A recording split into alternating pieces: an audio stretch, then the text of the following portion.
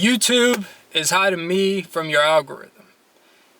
And it's a pretty wild statement to make, because you're probably like, damn, I wish they would have done it again. But I'm not speaking just for me. This summer has been tough for a lot of people that do my type of style of content.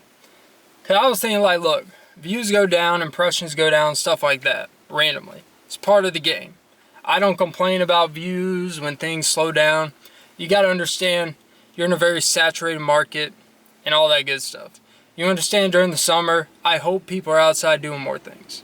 Now, with it being August, I think it's going to pick back up.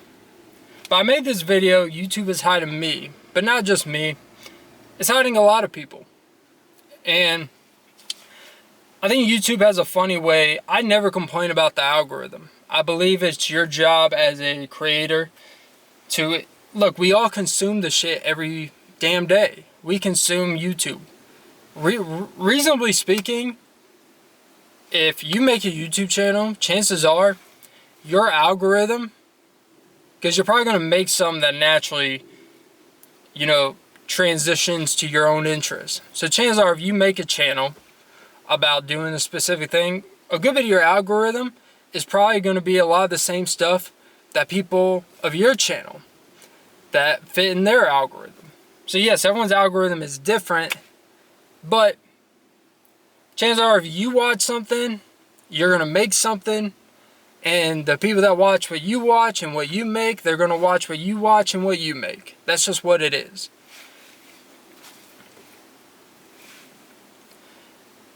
But I've noticed it with people that are bigger than me in this field. Dry Creek Wrangler. People that are a lot more successful. People that actually have the right to be speaking about the shit they talk about. People that would get 3 to 4 million views on a video within a month or two they post it. That we get at least 5 to 600K on the first 24, 48 hours. I saw one last week. I'm not going to name them because I'm not going to shame somebody for getting 80K views. But 80K views in a week when you're accustomed to getting close to 600 to 800K in that period of time before, I know it's not just me. I'm not a small creator complaining about how the algorithm is rigged. It's your job to do your homework and study and notice these things in the algorithm. And I've noticed with people that I watch, their views have gone down too, in many different fields. The biggest creators, their views are down. Everyone's views are down. Now, why is that? One, I just think the summertime, you do research and stuff, like, more people should be out doing stuff. Even with our obsession with, even when we're out doing stuff, we still find a way to engage on social media. But something like YouTube, where people are watching some for an extended period of time, hopefully you're out on vacation or you're outside, you're doing something, So that's good. But I do think, this is just me, I do think when you have an initial push for your channel, whatever is success for your channel is based off whatever your expectations and what your reference point is. So I remember I had like back-to-back videos that both got like 5,000 to 6,000 views within a week. Like, they were both just pop. It really blew up my channel to get most of the subscribers. And I've had a couple here and there do okay and stuff. And then I had one a month ago do pretty well that busted through for my channel. And then, it's been tough. Like, they're not even getting through the initial. And it's not click-through rate and it's not any of that stuff. It's just not getting pushed, right?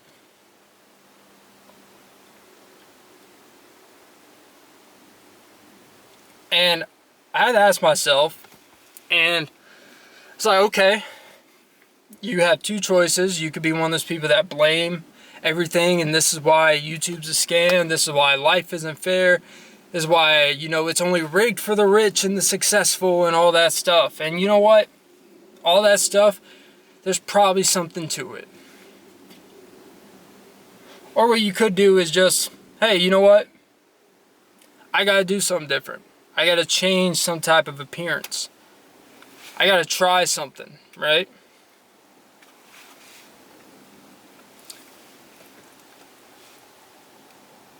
I think it's easy to feel sorry for yourself. And now, talk about me making content for an algorithm. I think you can apply this to anything. Like, it's really like you plateaued. When you start working out and you're feeling good, you get the newbie gains, but then you plateau, like stuff's not, you actually feel like you're losing muscle, you feel more fatigue, you feel like you're doing more for less in return and all that stuff. And sometimes you gotta go back to the drawing board and maybe like, you know what, maybe I'm running too much. Maybe I'm not eating enough. Maybe I'm eating too much of a certain thing. Maybe I'm not really training as hard as I think I am, right? Like I sweat and I put in the work, I put out volume. But I am a believer, and I've noticed the more like in tuned I am with what I'm putting out, the better it does. Not to get all like spiritual or too out there, but I believe that we are attracted to people and things and content that feels like this was made with a purpose, not because we got to fill a quota. What is the point of doing this creative pasture? If you're just going to treat it like it's just another worksheet or it's another check mark at, a standard 9-to-5 thing you're doing, what's the point? And I think that's where people get burned out, is it transitions into a job because you start doing everything, you start overthinking everything, you start doing everything to appease a stranger, to appease a algorithm, to appease what you think is going to work, instead of just passionately thinking about something, making something that people feel it through the screen. And not just, I've had this video saved for a couple months, I don't really have anything, I don't have to record, so I'll just post this random one that I just did because I had extra time to make a video. I didn't really have too many great thoughts about it.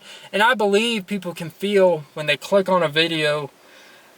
I think the reason why some things do and some things don't is people can feel, as weird as it sounds, through a screen, through a title, through whatever. People can feel when what they're watching was made with a purpose, or was made with their heart and made with a full intention beyond just, I gotta fill my Wednesday post quota. I gotta make sure I post something so I don't lose my spot in the algorithm. And it's not that the content's bad, but you could tell that someone just made it. You could tell by when they talk about something. You could tell within like the first 10 to 15 seconds when you're watching someone, if that person is actually interested in what the hell they're talking about. Passion and someone, there's a difference between people that do this because that do YouTube in general, because they talk about things that people want to hear, but they have no interest in what they're talking about. So they'll talk about it on the most surface level, but not be divisive enough to turn their audience away. And there's people, and I like to think I fall in this category for better or worse, that make something because it's on their mind and they feel like, you know what? This is something slightly different than anyone else that's in this field talking about it. And I'm going to bring a unique perspective, or at least an interesting perspective, on something that someone clicked on that day. That's my goal.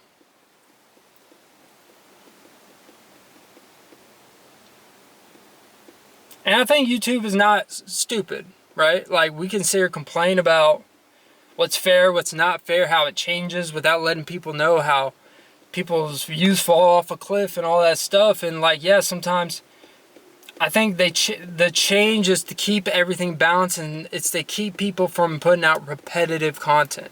And I think that's a good thing. And it's just people taste change. As much as we say like someone will watch this guy talking to a camera for a couple months and then they won't watch that shit for 6 months because they're not at a time in their life where that's really what they care to watch. Maybe life's actually better. They don't need to listen to somebody complain about how women suck all the time. Like, you know what? Life's fine.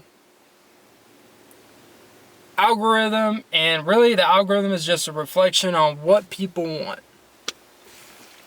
Yeah, it gets annoying. I'm not gonna lie. It gets annoying when I get pushed shit that they keep pushing channels and shit on me that I have no desire to click on, but then they beat the living shit out of it in your algorithm, and you just click it out of fucking boredom one day, right? And sometimes you're like, you know what? This was actually not bad. And sometimes you're like, this is exactly why I didn't fucking click on this shit, you know? But that's the game, right? And I think we only have ourselves to blame as consumers and creators. Creators try to play to an arbitrary algorithm that most don't even know what it is. And then as consumers, 98% of the videos we watch are stuff that is just recommended to us on our homepage. Most time when people open up an app, they don't even have a intention of, oh, I'm going to look up this. Most time it's out of habit. It's just like, entertain me. And when it's that entertain me, the consumer has less time to really listen to your BS. If someone is seeking out like wisdom or advice on something, they type it in, they might give you more time even through boredom stretches because they seek you out. It's like when you are attracted to somebody and you find them physically attractive. If you get around them and let's say you don't like their voice, or let's just say their voice is kind of annoying, or they have a weird laugh, or they're kind of like being a certain way, you're probably going to give them a few extra minutes longer than somebody that you didn't really care if they ever came up and talked to you. Like, people have got to impress you on the spot or leave me the fuck alone. Unless I seeked you out and I wanted to talk to you.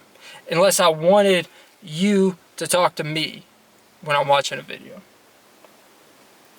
So look, YouTube is hiding me, but not only me. But, you know, we're on the comeback, baby.